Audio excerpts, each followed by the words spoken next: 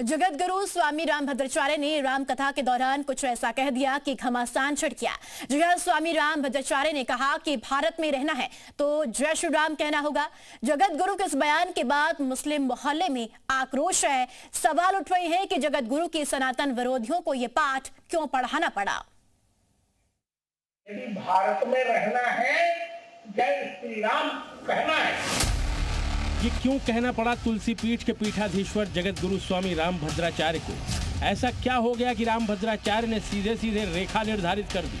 स्वामी रामभद्राचार्य के बयान पर बवाल मचना लाजमी और मचा भी है, लेकिन उसकी तह में जाएं उसके पहले रामभद्राचार्य जी की पूरी वाणी सुन लीजिए। तो जय श्री राम नहीं कहेगा, जनता उसको उत्तर दे के यहाँ से ऐसा भगाएगी, सड़क के कुत्ते भी उसको नहीं पूछेंगे।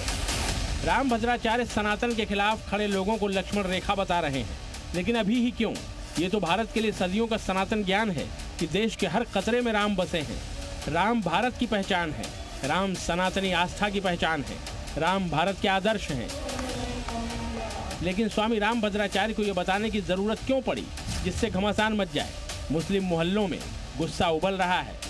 जो इलेक्शन है, जैसे जैसे इलेक्शन करीब आते जाएंगे ऐसे ही जो है भाषाओं का गड़बड़ इस्तेमाल होता रहेगा। उनका बयान बिल्कुल गलत है।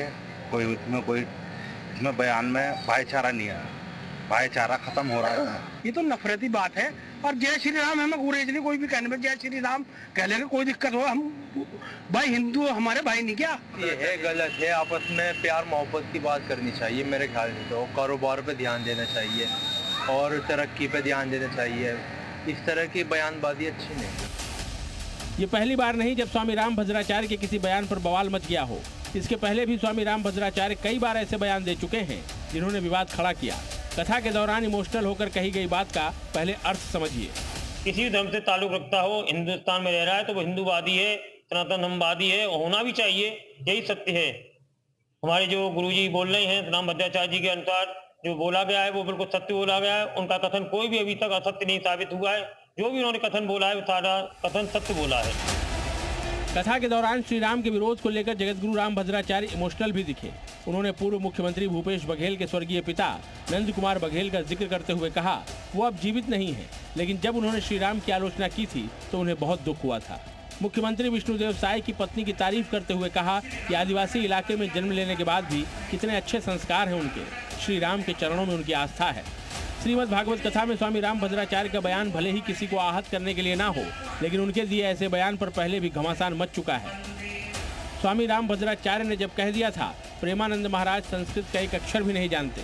इसके साथ ही वक्फ संशोधन का विरोध करने वालों को उन्होंने मूर्ख तक बता दिया था। मेरठ में राम कथा के दौरान कुछ ऐसा कह दिया जिस पर राजनीति शुरू हो गई।